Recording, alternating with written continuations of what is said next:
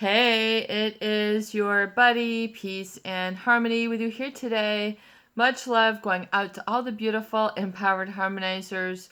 We are zooming in and focusing in on a great viewer question, and that is, how can I stop obsessing about the narcissist?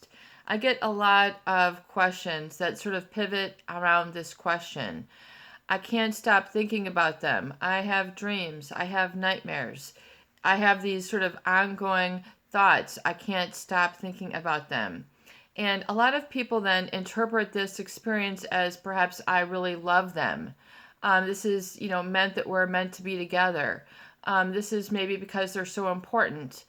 Oftentimes, if there is a relationship with a narcissist, usually there is some degree of trauma experienced.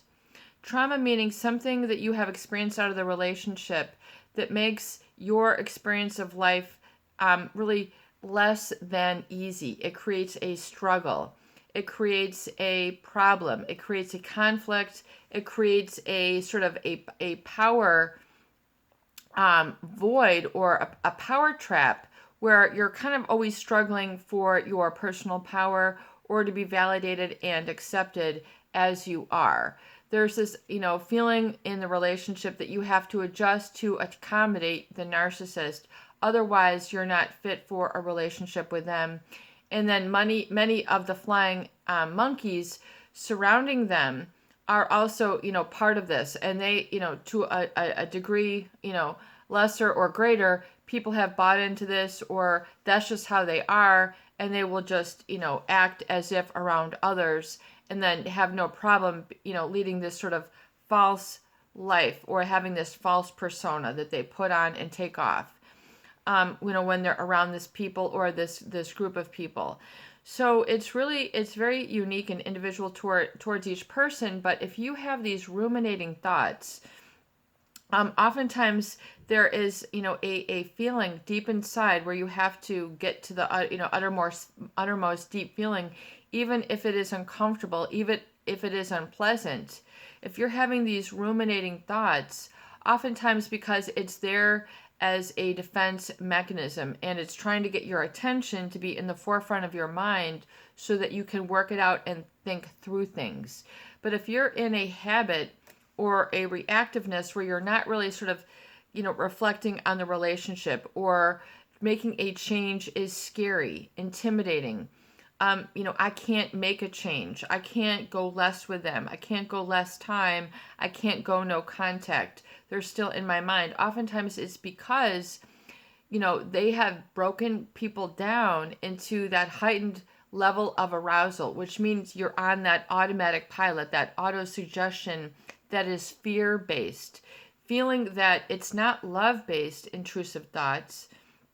It's oftentimes fear-based intrusive thoughts, reoccurring thoughts, based on the gaslighting and the brainwashing. So you're, sort of led to believe in one reality and there is another. So then intrusive thoughts are just either, trying to keep your semblance of reality and your focus moving forward, as well as your understanding of the past intact, so that you can, create along the same path.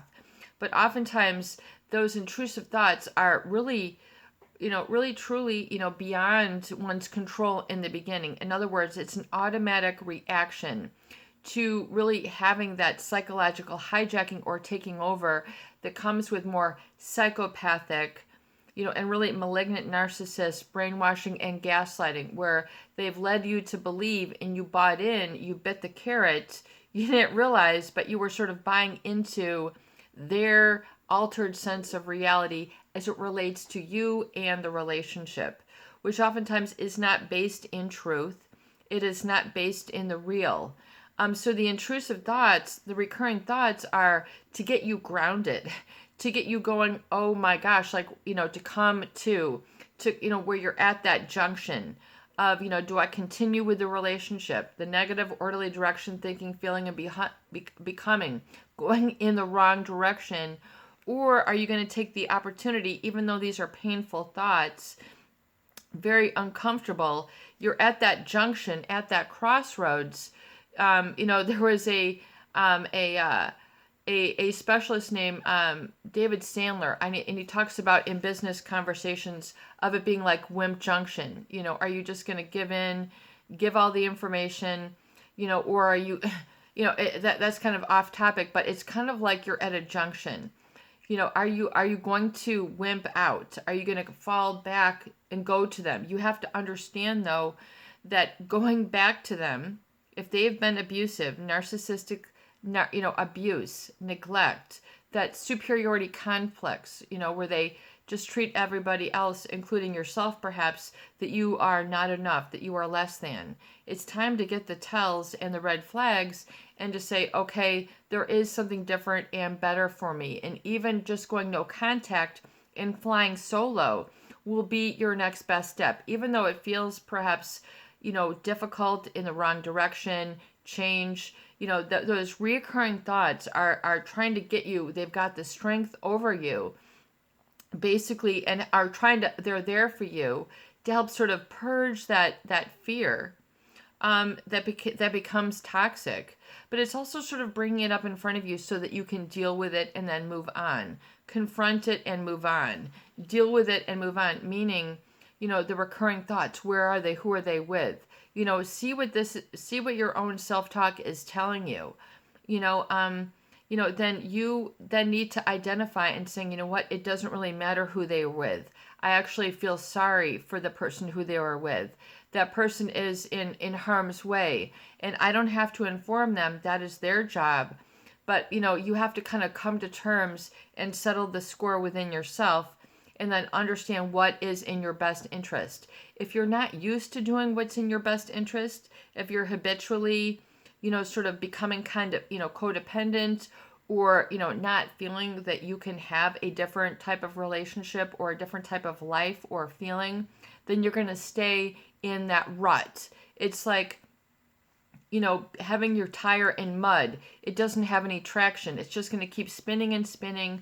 All you're doing is throwing mud everywhere, and you're going to feel down, and it's going to be more difficult to get out of the rut. So the more you continue to spin your wheels, the deeper the hole that you sort of put yourself in.